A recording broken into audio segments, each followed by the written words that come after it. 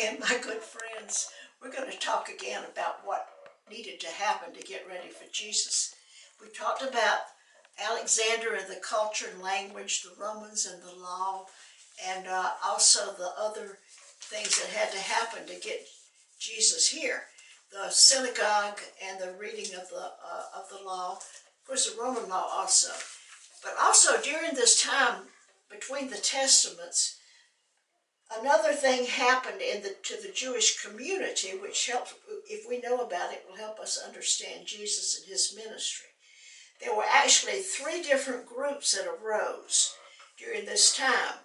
There was the Sadducees, who did not believe in the resurrection.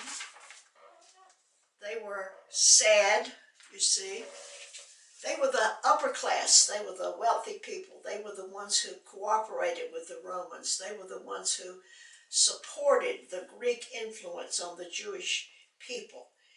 They were the high class folks. And then there were the second group, the Pharisees. Now, the Pharisees were they would be the John R. Rice of our day.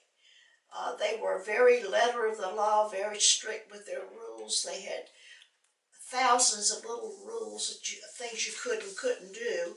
And so, were they fair? Their name was Pharisees, but were they fair? Not likely. Because if you were rich, they had rules that you could only walk so far on the Sabbath day. But if you had enough money, you could go out that distance and you could buy yourself a square foot of land. And that was your home also, and then you could keep going, and so you were free. Was it fair to the poor people? Of course not. And so we have the Sadducees and the Pharisees, and then we had a third group called the Essenes. Now they were kind of the super spiritual people, and they mostly kept to themselves. They were out in the desert. Those are the people that were out there when the Romans at Masada, when the Romans came and wiped them out. The Essenes they would not live in Jerusalem. Jerusalem wasn't pure enough for them. Now, so you have the Sadducees, who are sad because they don't believe in the resurrection. You have the Pharisees, who were not at all fair. If you look at Jesus' life, you'll see most of his conflict was with the Pharisees because he was not keeping their laws the way they thought he should. The Jews had a ruling body called the Sanhedrin. There was 70 people in that Sanhedrin. And the Sanhedrin was made up of Sadducees and Pharisees. The Sadducees were the priest, and they opposed, the Sadducees opposed the fact that some people who did not descend from Zadok were appointed to the priesthood. The Sadducees, as I've said, do not believe in resurrection. They don't believe in life after death. There's no, they don't believe in the Torah, which is that was the rule book that the Pharisees had with all of those laws. Pharisees were common people. We could say Pharisees were blue-collar people.